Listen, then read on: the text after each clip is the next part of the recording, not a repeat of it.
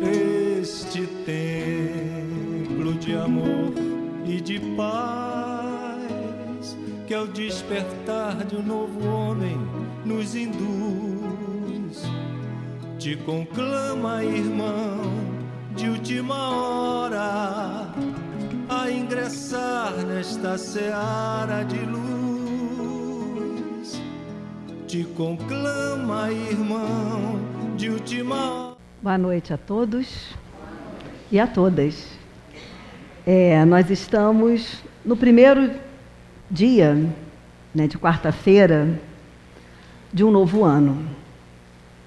Como a prece muito bem nos disse, nós temos muitos e muitos dias que são, na verdade, oportunidades. E hoje não só a primeira quarta-feira, como é dia de Reis também. E como aí eu fiquei lembrando hoje sobre a simbologia desses 3 reis que levaram para Jesus presentes. Incenso, ouro, mirra. Eu custei a conhecer o que era mirra. Pouco tempo que eu fui ver o que era. Eu ficava assim, sempre pensando o que será, Quer dizer, era comum se dar presente, como hoje ainda é, quando a gente visita alguém, o bebê que nasce. E isso que aqueles 3 reis levaram para Jesus presentes. Eu fico pensando, quais presentes nós estamos dando para nós mesmos nesse novo ano, para a vida, para a sociedade, para a nossa família e para Jesus? Que ouro que a gente traz e que a gente doa, que incenso aromatizador, que a gente faz com a nossa presença, com a nossa palavra, com a nossa conduta. Nós estamos sendo convidados, mais do que isso, convocados para uma conduta diferenciada. Não sei por que as previsões financeiras dizem que a gente vai ter um ano talvez pior. Mas em mim habita, não sei se talvez imbuído por esses primeiros dias de um novo ano, um sentimento de otimismo sem fim. E eu acredito fielmente que nós teremos um ano melhor. Que nós seremos mais fortes, que nós teremos mais conhecimento, que apliquemos mais e melhor os nossos conhecimentos, para que a gente possa ferir menos, amar mais, construir mais coisas. Então a gente inicia refletindo sobre essa primeira quarta-feira, que tive a honra de estar aqui abrindo o ano com vocês. É uma honra. Que nós possamos agradecer a Deus essa honra bendita de estarmos aqui reunidos em nome dEle. De pedir desculpas todas as vezes que a gente se escusa, que a gente diz que não pode, que a gente se afasta, mas a gente sempre volta aos braços do Pai, e aqui sempre estamos e sempre estaremos. Então, agradecemos a Deus, lembramos também desse ano que passou, 2015, dos 150 anos do 4º livro da codificação kardeciana, que foi o Céu e o Inferno, e que nós vamos falar hoje de penas e gozos futuros, que tem muito a ver com o que está posto no Céu e Inferno, que são mensagens de espíritos que vêm falar para a gente comprovar que, acima de tudo, fazer o bem faz bem, fazer o bem é bom, como diz a musiquinha da evangelização. E que eles sofrem, que eles sofreram quando chegaram ao plano espiritual e tiveram consciência ou do mal que fizeram, ou do bem que deixaram de fazer, de como que nós continuamos, muitas das vezes, repetindo os mesmos equívocos. Mas hoje a gente está para falar um pouquinho sobre justamente isso, esse espírito, essa certeza que a gente tem de que vamos desencarnar, a certeza de que quem fez o bem vai receber bons frutos, quem não cometeu tão bem vão ter as ditas penas, os sofrimentos, refletir um pouquinho disso tudo. E a gente fica pensando, nossa, primeira quarta-feira do ano a gente falar sobre isso? Não, a gente veio falar de otimismo, a gente veio falar de alegria, a gente veio falar de Jesus, a gente veio falar de Deus, que é nosso Pai. E aí então saudamos, logicamente, a Kardec e a todos os espíritos que contribuíram de forma belíssima, não só para que a gente tivesse todas essas obras da codificação, mas em especial, em tratando de 2015, o Céu e o Inferno, que comprova para a gente a existência e a sobrevivência de nós, espíritos, após o desenlace, após o desencarne. Nós vamos trabalhar hoje com 3 questões, como o seu Márcio muito bem informou, 960, 961, 962. A gente vai trabalhar da seguinte forma: eu vou ler as 3 perguntas, as 3 respostas, vamos refletir um pouquinho sobre isso. Depois a gente vai conversar um pouco sobre um processo histórico que mostra para a gente como que esses processos atávicos de céu e inferno, de sofrimento eterno, né, esses processos todos habitaram em nós durante milênios, séculos, né, que alguns já saíram desse atavismo há mais tempo do que muitos de nós, e como que hoje a doutrina espírita esclarece para a gente, traz à luz de um pensamento lúcido, à luz de um pensamento racional, explica e justifica para a gente tudo isso, tirando de nós o medo, o pavor, o temor, mas não tirando de nós a responsabilidade de reparar os erros cometidos. E aí a questão 960, Kardec pergunta o seguinte: de onde se origina a crença com que deparamos entre todos os povos na existência de penas e recompensas por vindouras? Isso significa, quando ele pergunta isso e fala de todos os povos, que todos os povos da Terra, quer seja primitivos, quer seja mais evoluídos, mais ditos civilizados, creem nisso, que existem penas ou gozos futuros, né, recompensas. Olívia, mas há os que não creem. Sim, o que nós estamos dizendo é que todos os povos que creem que em algum momento, ao desencarnarmos, vamos estar numa condição ou de sofrimento ou não de sofrimento. Ele pergunta, de onde que vem essa crença, essa fé? E os espíritos respondem, é sempre a mesma coisa, pressentimento da realidade. Quer dizer, tem uma lembrança, um sentimento, um pressentimento do que é verdadeiro, do que existe, do que é de fato, porque está impresso em nós, né, nosso HD espiritual, trazido ao homem pelo espírito nele encarnado. Então, o que acontece? A gente, quando encarna, esse corpo físico impede a gente de um monte de coisa. Não é isso? O espírito pensa e vai chega ao local na extensão do pensamento. A gente não, tem que pegar ônibus, trem, barco, bicicleta, ônibus lotado, passagem cara. Não é isso? Nós temos que nos locomover dessa forma. O espírito não. Então, quando a gente encarna, a gente não tem memória total. Nós temos vagas lembranças, nós temos pensamentos e nós temos sentimentos. Porque sabei o bem, não é debalde que uma voz interior vos fala. Não adianta. Eu posso não ter racionalizado isso, ter lido em lugar nenhum. Mas meu íntimo se incomoda quando eu faço mal. Eu não fico bem quando eu faço mal. Assim como o meu íntimo fica em festa quando eu causo bem. Quando eu sinto que eu fiz alguma coisa de bom ou de bem para alguém ou para, né, um determinado grupo. O vosso erro consiste em não lhe prestar de bastante atenção. Melhores vos tornarias se nisso pensasse muito e muitas vezes. Vocês já ouviram falar? Eu falo isso constantemente, tá? Gente, se eu seguisse a minha intuição, tive uma intuição de fazer isso, eu não fiz. Por que eu não fiz? E a gente entra, né, no sofrimento. Quer dizer, a intuição é uma série de questões. Logicamente, são os espíritos amigos nos fortalecendo, nos intuindo, soprando em nosso ouvido aquele caminho que a gente tem que seguir, mas intimamente são os caminhos que nós já sabemos que temos que seguir, que nós já sabemos que temos que trilhar. Não é? Então é interessante, porque na verdade esses códigos celestes já se encontram em nossa consciência. E a gente fica pensando, o que vem a ser consciência? É difícil a gente estabelecer um vocábulo, palavras, expressões para explicar o que é consciência. Até porque é uma palavra que na língua portuguesa a gente pode usar em um monte de coisa. Ah, minha consciência não está nada pesada. Não é isso? Ou você não tem consciência do que você está fazendo. Quer dizer, em várias situações a gente usa a palavra consciência. Mas o que é isso? Está impresso em nós.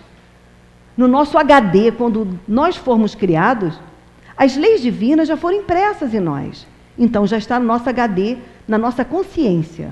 Volto a dizer, tanto é que pessoas que ocasionam mal em demasia, em geral, eles entram num processo de deteriorização dele mesmo, um processo de sofrimento e de desequilíbrio ocasionado, não porque Deus está punindo, os espíritos obsidiados estão ali, né, obsessores estão ali obsidiando, não, porque a própria consciência está acusando.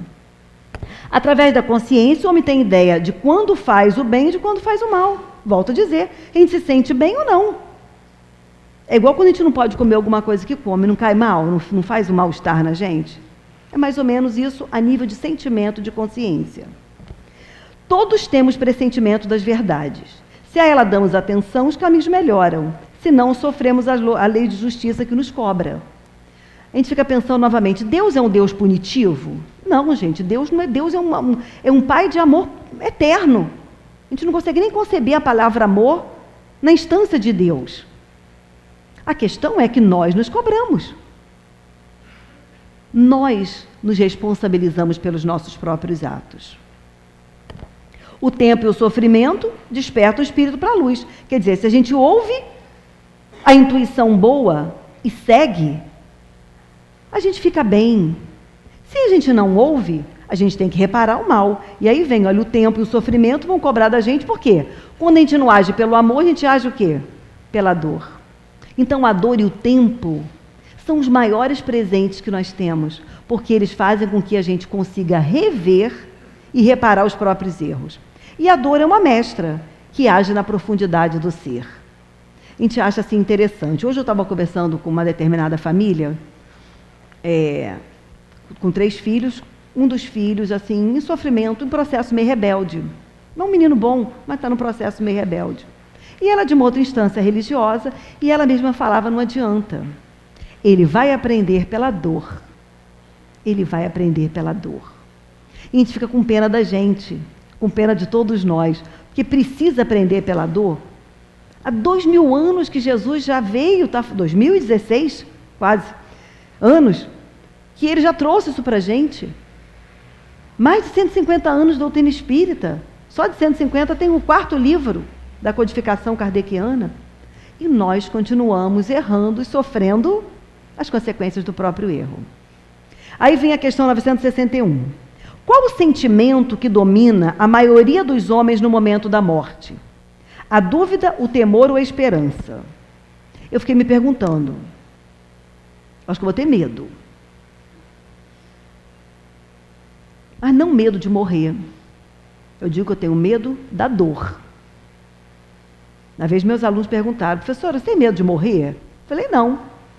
Como não? Eu falei, primeiro porque eu sou espírito, segundo porque eu não tenho medo, eu tenho medo de espírito, um monte de coisa às vezes, mas não tenho medo de morrer, mas eu tenho medo da dor. Por quê? Medo da dor física e eu tenho medo da dor moral. Eu não sei como é que eu vou me ver lá, até porque a gente se acha, né, a última Coca-Cola do deserto. E não somos, muitas das vezes. Né? Então, na verdade, o que vai envolver a maioria dos homens? A dúvida, o temor ou a esperança? Os espíritos respondem rapidinho a pergunta. A dúvida nos céticos, empedernidos, aqueles que não creem mesmo, resistentes. O temor nos culpados, a esperança nos homens de bem. Então, olha só. Nós espíritas já temos que ter uma esperança. Eu falei que eu tenho medinho da dor, mas eu tenho esperança. Por quê? Porque eu vou falar assim, meu filho, errei, vou ter que voltar. Eu tenho a consciência que eu posso voltar. Aliás, todos temos, né? Mas a nossa religião claramente diz pra gente, amigo, você vai e você volta. Né? Nos equivocamos, vamos corrigir mais à frente. É igual aquela lição que a gente não aprendeu. Chega na série seguinte, a gente vai para a série seguinte, mas vai arrastando, né? Aquela gramática que não estudou, aquela conta lá que a gente não fez direito. Mas a gente vai à frente. Essa é a esperança que a gente tem que ter. É que a gente vai à frente sempre. A gente pensa, ouça os que têm ouvidos para ouvir e entendimentos para entender. Porque os Espíritos de Deus se encontram em todos os pontos da terra para assistir aos homens de boa vontade, aqueles que batem a porta, porque é batendo que a porta abre, é buscando que se encontra. Então, o que significa? Divaldo disse certa vez uma coisa que eu nunca esqueci, dentre, logicamente, tantas outras que ele fala todo o tempo. Ele disse para a gente substituir culpa por responsabilidade. Isso faz uma diferença. Olívia, é quase uma sinônimo da outra? Não mesmo. Não mesmo. Preste atenção. Culpa quase que nos paralisa. Na língua de sinais, na língua dos surdos, culpa é assim. Eu fiquei pensando, é simbólico, né? É como se me atachar. Não adianta, você é culpada. E quando vem essa ideia da culpa, a culpa paralisa. A culpa me impede de fazer, eu já sou errada mesmo. Não tem jeito, já vou para o inferno. Não saio de lá de jeito nenhum. Para que eu vou me esforçar? Não é isso? E quando a gente fala de responsabilidade, a gente fala de uma outra coisa, a gente fala de um movimento, a gente fala de ação. O que isso significa? Que se eu errei, eu vou reparar meu erro. A minha responsabilidade é o quê? Pedir perdão. Amigo, desculpa, não devia ter feito isso. Ah, Olívia, só que você quebrou meu negócio aqui, meu carro, sei lá. Então, vou ter que reparar, vou ter que pagar aquilo ali. Pronto, à medida que eu pago, ai, que alívio. Não devia ter feito, né? Mas fiz. Mas eu reparei o meu erro. Então, a substituição de culpa por responsabilidade faz uma diferença enorme, porque nos tira da paralisação e nos leva a um movimento, a uma ação, a querer mudar, a ser amanhã melhor do que eu fui, do que eu estou sendo hoje. E assim sucessivamente. A questão, a gente fica pensando, quando ele diz aqui que é batendo a porta, né, que a porta vai se abrir, a gente fica pensando, quantas das vezes nós negamos ajuda a nós mesmos? Porque a gente não pede, porque a gente não é humilde para entender, para compreender, para aceitar. Eu já contei certa feita aqui, que eu tive uma pessoa conhecida, muito ética, muito, de um trabalho belíssimo, de uma educação assim absurda, uma educadora de ponta, mas que não acreditava em nada. E uma vez ela falou, eu queria acreditar, e não acreditava em nada. Logicamente, imagina, né, se segundo algumas religiões não acreditar em Deus significa que vai para o inferno eterno. Uma pessoa que ocasionou bem, mesmo não crendo em Deus, valeria um inferno eterno? Sem direito a retorno? Então, são muitas reflexões que a gente faz, né? Porque, na verdade, os céticos, eles vão encontrar dúvida, mas eles vão ser esclarecidos à medida que eles desencarnam e voltam, como todos nós. É no processo do ensaio e erro que um dia a gente cansa de fazer o mal, que um dia a gente cansa de ser orgulhoso de não acreditar, porque é o orgulho que habita na gente. É o orgulho de não entender que se eu estudei, se eu tenho conhecimento, se os cientistas estudaram, estão construindo as coisas, pode sim tudo ter sido criado pelo acaso. Não é isso? Os cientistas não estão explicando, não estão justificando, mas todo o tempo... Oi, tudo bom, Florinha? Todos os dias, a divindade nos dá provas cabais da existência dela, todos os dias de nossas vidas. Um rio que é poluído enormemente e que a gente vê em pouco tempo ele se refazendo, é a mão de Deus ali, porque às vezes não dá tempo nem do homem construir, corrigir, né, abrir processo para consertar aquilo tudo, despoluir. Uma pessoa que nasce com uma patologia e que às vezes uma correção, né, consegue fazer com que aquela pessoa altere aquele comportamento, bondade de Deus, permitindo que a gente estude, que a gente aprenda. Todo o tempo da nossa vida, a gente tem provas da existência de Deus. Mas é o nosso orgulho. Às vezes a gente bate, dá murro em ponto de faca, a gente sofre, porque a gente é teimoso e orgulhoso, né? Então, na verdade, aqueles que fazem o bem, eles vão colher, logicamente, uma chegada, uma estadia, um bem-estar de consciência muito maior. A gente lê na doutrina espírita a chegada de Dr. Bezerra à espiritualidade. Quando ele ouvia cânticos, ele falava, mas que é isso? São pessoas, uma multidão de pessoas que o Senhor ajudou. Ele não tinha nem consciência de que ele tinha feito tudo aquilo. Quando Chico foi recebido na espiritualidade, então os céticos vão sofrer, logicamente, pela descrença. Imagina o estado, às vezes, de perturbação, quando desencarna, pelo total desconhecimento de que o espírito vive, que continua. A gente não está falando de outras religiões não reencarnacionistas. Estamos falando daqueles que não acreditam em nada. Que acreditam que morreu, acabou, que não somos nada, só somos o corpo físico. Tendo em vista que hoje a ciência já prova que quando há o desencarne, no pré-desencarne eles pesam as pessoas. Desencarnou, entrou em óbito, pesam, tem uma medida diferente, tem peso diferente. Que as pessoas que têm situações de quase morte, experiências de quase morte, trazem a mesma informação vivida. Na experiência, em contato com espíritos, com seres. Eles dizem que encontraram Deus, né, porque encontram um ser de luminosidade. Então, na verdade, é isso. Como cada um vai estar? De acordo com o seu estado de consciência. 962. Como pode haver céticos, uma vez que a alma traz ao homem o sentimento das coisas espirituais? Como é que pode? Se nós sabemos que Deus imprimiu em nós, no nosso chip, né, na nossa consciência, todas as leis divinas, todos os códigos celestes, como é que que ainda existem pessoas que não creem em nada, totalmente descrentes, totalmente céticos? E os espíritos respondem: eles são em número muito menor do que se julga. Muitos se fazem de espíritos fortes durante a vida somente por orgulho. No momento da morte, porém, deixam de ser fanfarrões. Eu fiquei pensando nessa palavra fanfarrão, que não são, eu acredito que não tenha nem sido referência em relação a brincalhão, pessoa que faz, né, ironiza as coisas. Não, acho que é assim até uma inconsequência. Então, na verdade, é isso. Na hora do pega pra capar, ai meu Deus, me ajuda. Não é isso? Porque eu acho que o processo da dor traz, sim, um desespero, uma amargura, uma angústia, um querer se apegar em alguma coisa para que aquela dor diminua e para que a consciência aplaque aquela angústia, né, que está processando ali. Então, na verdade, acho que é assim que dá otimismo na gente quando os espíritos respondem que são poucos os céticos.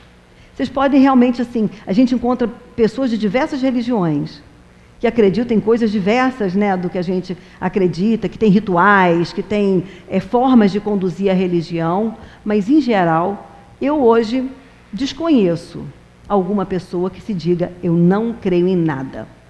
Sou cético. Pode ser que até esteja convivendo comigo, nunca tenha dito, mas eu desconheço. Então, os espíritos respondem isso a Kardec lá atrás, né, há mais de 150 anos. E aí Kardec coloca uma nota.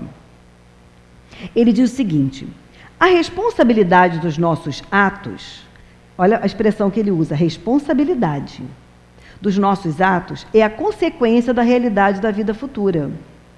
O que isso significa? O que eu vou ser amanhã? O que eu fizer hoje. Não tem escapatória. Quem não estuda para o vestibular vai passar para a medicina. Então, se eu não fizer, né, o bem hoje, eu não vou estar melhor amanhã. Isso é fato. Como eu sou hoje? Não muito diferente do que eu fui ontem. Basta observar as minhas tendências, observar, né, o que eu faço, né, de equívoco. Dizem-nos a razão e a justiça que na partilha da felicidade a que todos aspiram, não podem estar confundidos os bons e os maus. A razão e o nosso senso de justiça nos diz que não podemos misturar o joio com o trigo. Que os bons não podem estar junto com os maus. A gente vê criança pequenininha em escola. Ah, tia, mas não é justo. Não é justo, eu fiz a lição, vou para a excursão, o outro que não fez vai também. E aí a escola cria a regra, sinto muito, nós combinamos assim. Não fez a lição, não vai para a excursão. Desrespeitou, não vai. Não é isso? Então o próprio senso de justiça já nos diz que não dá para misturar as duas coisas. Não é possível que Deus queira que uns gozem sem trabalho de bens que outros só alcançam com esforço e perseverança. Também não é justo a gente achar, não é isso? Pô, eu vou me esfolar para fazer o bem, vou virar quase uma Madre Teresa e o outro vai ter a mesma benesse que eu. A ideia que, mediante a sabedoria de suas leis, Deus nos dá de sua justiça e de sua bondade, não nos permite acreditar que o justo e o mal estejam na mesma categoria a seus olhos, nem duvidar de que recebam algum dia uma recompensa, o castigo, o outro, pelo bem ou mal que tenham feito. Então, olha só, se nós entendemos que quando a gente fala de Deus, a gente fala de justiça, a justiça divina, e se nós sabemos que não cai um fiapo de cabelo, nada acontece, não cresce uma grama no jardim, sem que seja do conhecimento do Pai, logicamente, a gente vai crer num Pai justo. Não é? Só que o problema é que a gente quer que Ele faça a nossa justiça. Algumas religiões que não aceitam Jesus, como né, o Cristo enviado por Deus, eles não acreditam simplesmente porque eles estão esperando o enviado de Deus num corcel de ouro, com todas as forças e glórias, mas que vai exterminar os ímpios, que vai exterminar aqueles que fazem o mal, com coisa que Deus tem que fazer o que a gente acha que é justiça.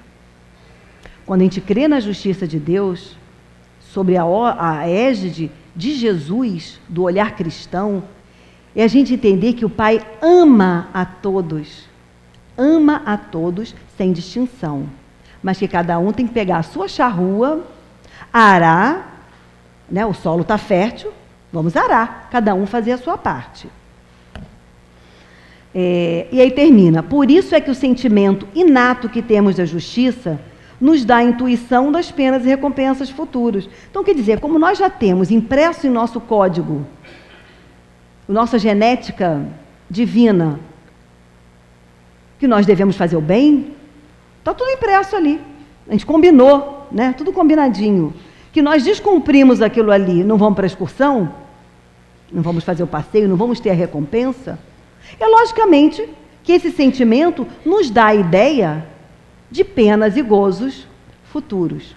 Ah, então, meu filho, você não fez isso, vai arder no mármore do inferno para sempre. E se você fez isso de bom, vai ficar eternamente no céu, né, tocando harpa, lira, enfim. E a gente vai entender que não é bem por aí, não é? E a gente vai trazer agora uma outra reflexão para a gente entender por que esses atavismos de céu e inferno, de padecer eternamente. Olha só, vamos tentar pensar, a gente não consegue. Quando a gente fala de 2000 anos, 2 milhões de anos, é uma gota perto do que é a eternidade. A eternidade é para sempre. É para sempre. Quer dizer, que uma pessoa que não teve oportunidade, e nesses dias interessantes, eu conversava com um jovem de uma outra religião, e ele falava sobre isso. Tia, eu ando pensando, como pode, essa coisa de aluno que chama a gente de tia até hoje, né? Como pode uma pessoa que, por exemplo, não teve acesso a Jesus ir para o inferno? Como pode uma pessoa que nunca conheceu o bem, uma criança que nasce lá no Oriente, o Fantástico está mostrando para a gente o tempo todo, já nasce com arma na mão, como que ele vai ser punido por algo que ele não teve? Que não foi dada a ele a informação.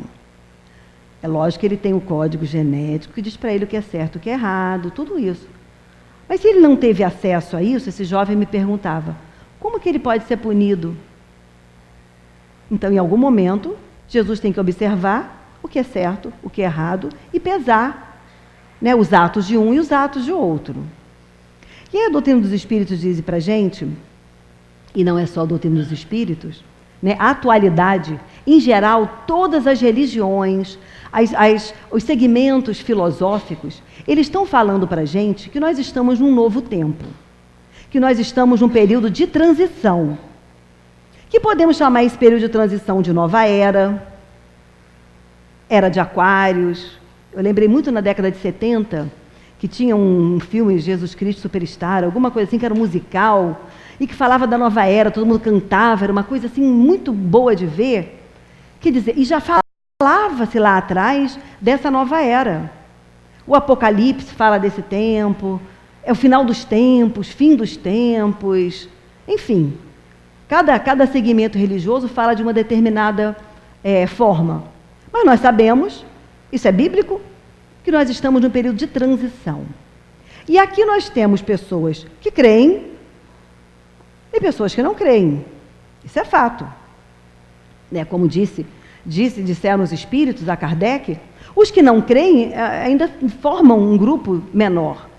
Mas nós ainda vivemos com esses dois segmentos. Nós sabemos que esse período transicional, ele vai transformar hábitos e costumes.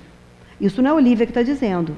Isso é a doutrina espírita, isso são os códigos de todas as religiões. Volto a dizer, não sei que nome que cada um está dando, mas que todo mundo está entendendo que o período é diferente, né? Então, todos nós sabemos que nós vamos adentrar uma nova época. E que já, de certa forma, estão meio com um pezinho lá e com um pezinho cá. Porque se nós não temos ainda pessoas humanizadas nos seus relacionamentos, guerra, sofrimento, nós já temos muitos avanços. Ou vamos dizer que a nossa medicina já não avançou. Nós podemos não ter médicos que atendam bem, podemos ter governos que não concedem o atendimento médico conforme a lei diz que tem que ter, mas a medicina está avançando. Já podemos manipular o DNA para a gente poder minimizar algumas possíveis situações de doença ou não. Já fazer previsões, então nós já estamos adentrando, né, uma era diferenciada, né? Já estão aí avançadas as pesquisas em relação ao câncer, a AIDS, de vez em quando tem saído algumas coisas, né, nesse sentido. Então, assim, mesmo a gente vivendo todo esse avanço, nós ainda estamos presos. Quando a gente diz a gente, não somos nós aqui, nós falamos da humanidade terrena, né?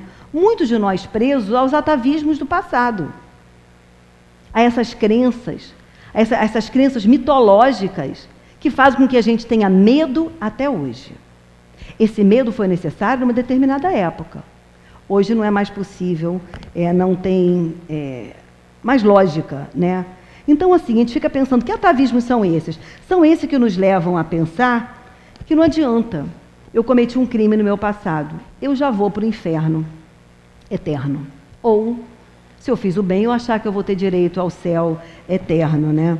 E a gente fica pensando, quando a gente fica preso nesses atavismos, e assim acontece de um jovem se suicidar.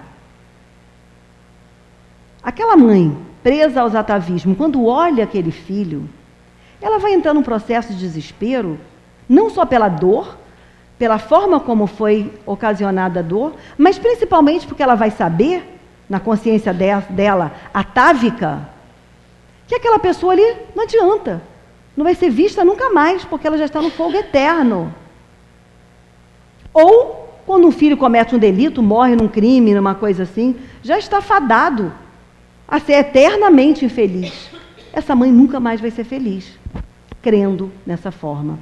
Então, são esses atavismos que vêm. Então, a gente fica assim, nesse momento, como é que procede essa mãe e nós, humanidade? Com conflito, com descrença, com medo, presos a esses atavismos do passado. Aí vem Jesus e diz para a gente: amarás teu Deus de toda a tua alma, de todo o teu coração e de todo o seu entendimento. Esse é o primeiro e maior de todos os ensinamentos, não é? Depois, ama o próximo como a ti mesmo. Mas ele diz uma coisa interessante, que não adianta só amar a Deus da alma e do coração. Nós temos que entender Deus. Então já nos tira daquela fé sem razão para uma fé que vai raciocinar. Por que eu tenho que entender Deus? Porque se Deus é bom e justo, Ele não vai permitir que filho nenhum se perca. Se nós, que somos falhos, procedemos dessa forma, né? Então nós precisamos ter uma fé aliada à razão, sem a qual a gente não pode construir nada. E aí vem Kardec e diz para a gente: fé inabalável é somente aquela que pode encarar a razão face a face, em todas as épocas da humanidade. Então olha que coisa interessante. Ele não fala só da fé. Ele fala de uma fé que vai se manter mesmo quando questionada. Mesmo quando for colocada à prova, ela vai se manter. Por quê? Porque aqui, ó, encara a razão. E não muda de uma época para outra, em todas as épocas da humanidade. Então, na verdade, é uma fé que sustenta as críticas, as calúnias. Então, é o que nos dá crença, certeza, racional, que eu tenho que entender Deus, que se Deus é um Pai bom, as penas e os gozos futuros, ela tem que ter um outro entendimento. Que elas existem, existem. Até porque se eu violo, né, eu tenho que me responder por isso em algum momento. Mas que para muito além disso, eu posso reparar em qualquer situação. Mesmo que seja um suicídio, mesmo que seja um ato criminoso. Né? Então, na verdade, quando a gente fala desses atavismos, a gente fala de uma era, né, antes de Jesus, a era mosaica, cuja humanidade, na época, nós vivíamos numa situação de barbárie. Como que a gente consegue frear a barbárie? No pulso forte e no medo. No pulso forte e no medo. Então, na verdade, foi-se criado isso lá atrás, primeiro porque a gente não tinha como compreender muito, não tinha palavras para explicar. Como que na era mosaica explicava que a pessoa morre, está aqui se movimentando, falando, um dia para de falar, para de se mexer. Né? Tem que dar um fim naquilo ali, porque não dá para conviver mais com aquele corpo do jeito que está. E como que explica isso? Para onde que a pessoa vai? Que Deus é justo? Justo é esse, né? Que Criador é esse que faz e desfaz? Então, na verdade, naquela época a gente não tinha como, mas já habitava o nosso pensamento essa dúvida. O que acontece após a morte, né? E aí, lá no Velho Testamento, eles usam duas expressões que são bem interessantes. Uma é Sheol e a outra é Geena. Sheol se reportava à sepultura onde as pessoas eram enterradas. Igual um cemitério nosso. Ali no cemitério a pessoa pergunta, ele é bom? Ah, porque se foi bom vai enterrar ali. Se for ruim vai enterrar aqui? Não, é o local que se enterra.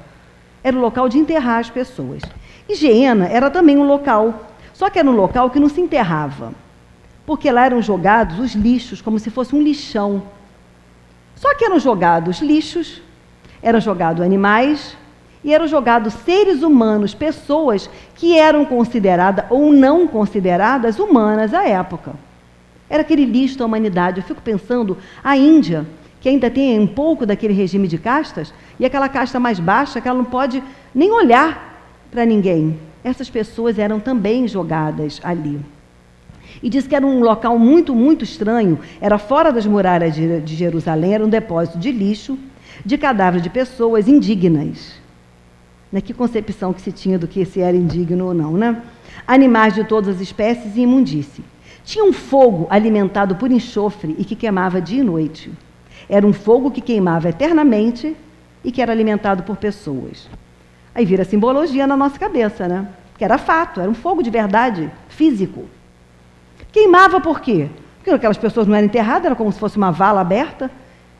E se queimava talvez com enxofre até para diminuir o mau cheiro, né? Para diminuir doenças, não sei.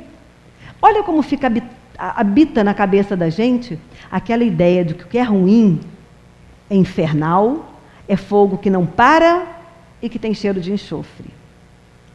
E que mais? Ainda tem um ser lá, né, que tem chifrinho, tem rabinho e que ainda faz as estripulias.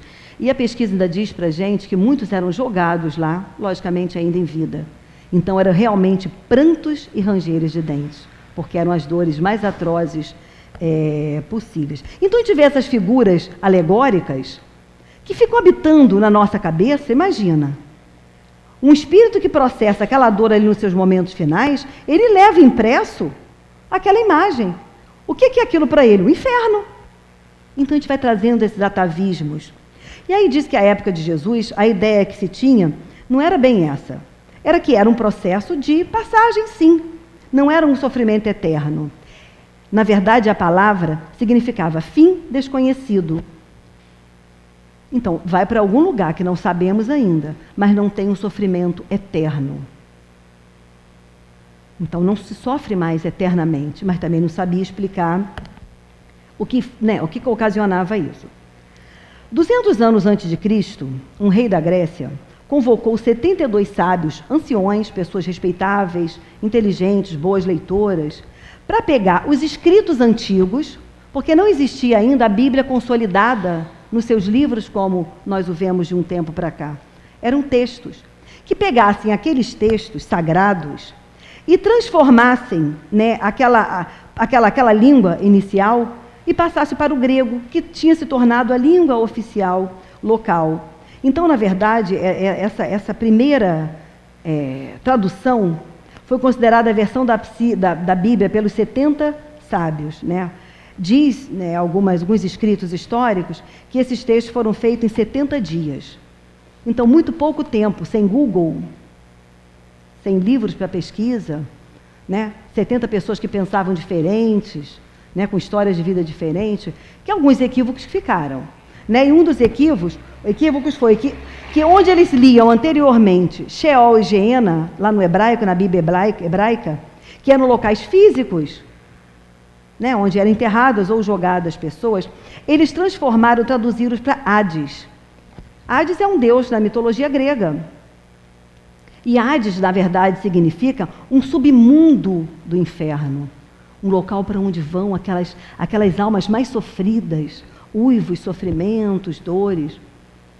E ainda diz que, além disso tudo, ainda juntaram, né, tudo isso, o conceito de Sheol, de Geena, de Hades, né, transformaram para a palavra inferno, que já estava transformando para o latim, inferno, quer dizer, que é o local mais desprezível para um espírito poder entrar, e ainda agregaram isso em formas do inferno de Dante. Então fizeram uma miscigenação. Quando a gente lê o Inferno de Dante, e a gente lê alguns livros da doutrina espírita que falam sobre algumas passagens no umbral, a gente vê que tem semelhança, até porque ele foi levado, diz que foi levado aos sete níveis de inferno. Aos 7 níveis de inferno, para ele poder fazer aquela escritura. Então construiu tudo isso, juntou toda essa miscelânea e causou em nós o quê? Medo. Porque aí veio a Idade Média e reforçou o medo. Porque olha só, se você não fizer isso, você vai ter isso, vai ter um inferno eterno. Se você não casar com aquela pessoa, vai ter um inferno eterno. Se você não doar isso, vai ter um inferno eterno. Enfim, a pessoa era envolvida pela égide do medo. Por isso que a gente traz esses atavismos. E estão tão fortes esses atavismos. Eu tenho uma pessoa muito querida, ela é de uma outra religião, e eu brinco com ela, falo assim, não devia ter falado isso. Mas também não vou para o céu mesmo. Ela fala, não fala isso, você vai sim. Eu falei, não vou não, mas não se preocupa, que você vai lá e me tira. Não, mas quem entra lá não sai mais. Eu falei, sai. Pode ir lá me buscar, porque sai sim. Então a gente leva na brincadeira, assim, mas olha só, nós estamos falando de 2016, de pessoas boas que agem no bem, mas que ainda creem que o malzinho que a gente possa fazer, ou sair daqueles escritos que estão postos ali, a gente vai ter um inferno eterno. Então, quer dizer, uma vida miúda para a eternidade de sofrimento e de dor, né? Então, na verdade, essas ideias foram sendo fixadas em nós, fazendo com que a gente ainda hoje haja sobre a égide do medo. Como é que essas religiões fundamentalistas agem? Sob a pressão do medo. Se você não fizer isso, não vai ter aquilo. Se você não fizer isso o tempo todo punido e ameaçando. E não são ameaças só de armas, é ameaça de Deus. E morrem por Deus. E morrem por Deus. Então, a gente fica assim pensando que, na verdade... se Deus é bom e justo, e Ele coloca uma pessoa que não teve oportunidade no inferno eterno, Ele não pode ser bom e justo. E outra coisa, se Ele é onisciente, quer dizer, se Ele tem consciência de tudo, e sabe que eu estou criando isso aqui, e que isso aqui vai escrever coisas do mal, se eu tenho consciência, porque Ele tem a consciência, Ele sabe, Ele nos criou, do que nós seremos. Então, quer dizer, Ele cria alguém para já saber que a pessoa vai errar eternamente, sofrer, ficar no inferno, que Deus é esse que é bom e justo? Não é isso? Se Ele já sabe de como nós vamos terminar. Ele nos criou, Ele tudo sabe, é onisciente. E se nos cria dessa forma, então Deus não é bom. Né? Deus é sádico, quer ver o nosso sofrimento, faz de nós marionete, brinca conosco. Né? Então, na verdade, se ele é misericordioso, ele é misericordioso sempre. Agora me diz uma coisa, se até o último minuto final, se o criminoso se arrepender, rogar a Deus misericórdia, Deus será misericordioso. Então, se até o último minuto a pessoa faz isso, e Deus como Pai o ama e perdoa, por que ele vai fazer isso depois de desencarnado? Ou melhor, depois de morto, né? Como, vamos falar assim, não na linguagem da doutrina espírita. Por que Deus não faz isso depois? Né? Que Deus é esse? Que não ama, que ama até o último minuto, dê até a última oportunidade. Aí a pessoa desencarna, entra na consciência, não pode mais retroceder, não pode mais retornar, né? Então, na verdade, a gente vê na história do cristianismo que ao longo da história, pais das igrejas trouxeram para a gente informação de que céu e inferno não existem dessa forma. E eu trouxe algumas para a gente.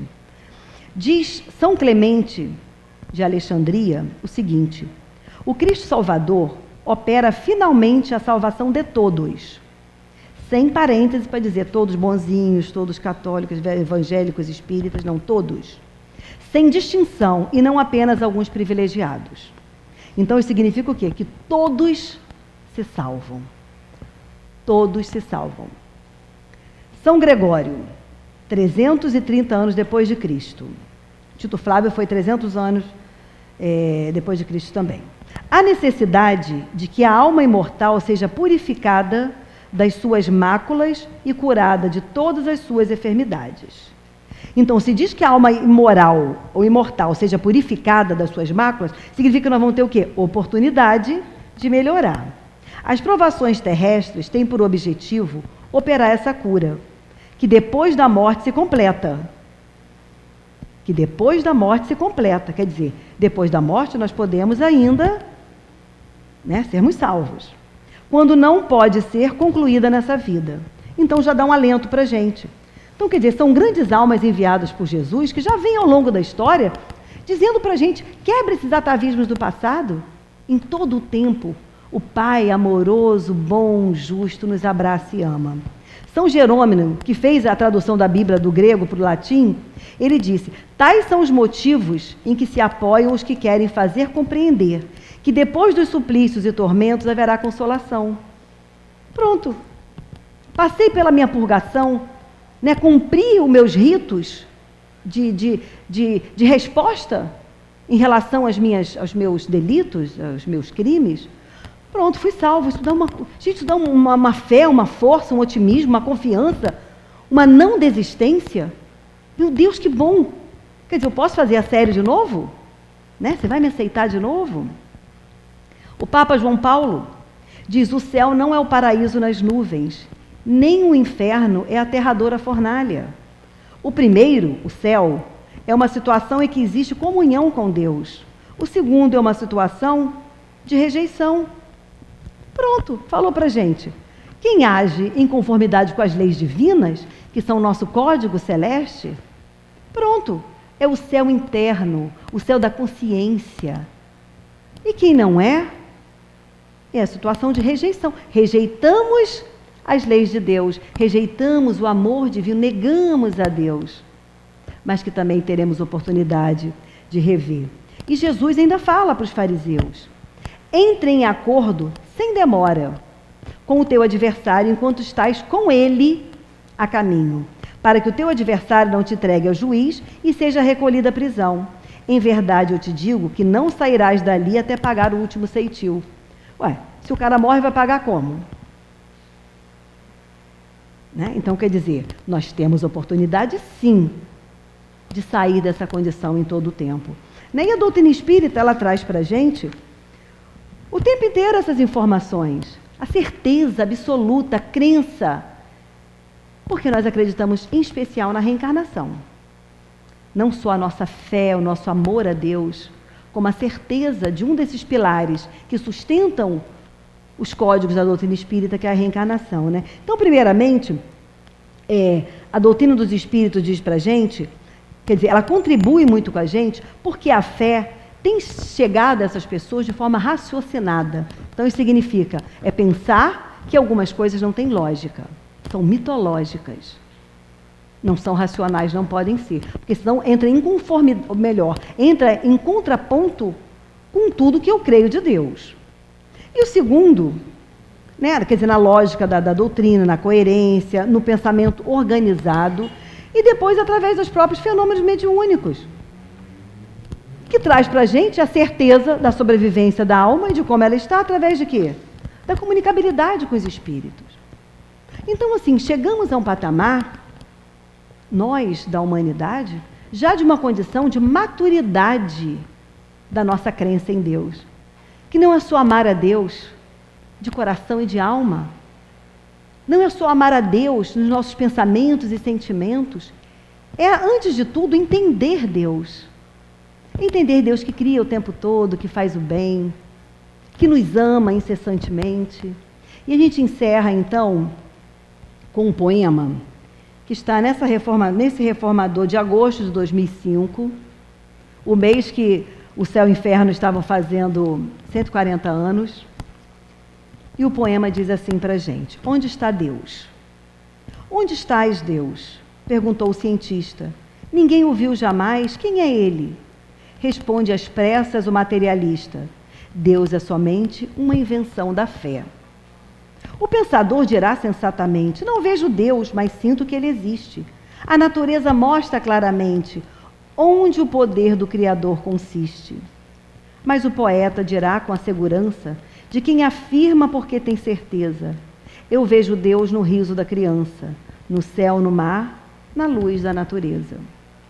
Contemplo Deus brilhando nas estrelas, no olhar das mães fitando os filhos seus. Nas noites de luar claras e belas, em tudo pulsa o coração de Deus. Eu vejo Deus nas flores e nos prados, nos astros, a olhar pelo infinito.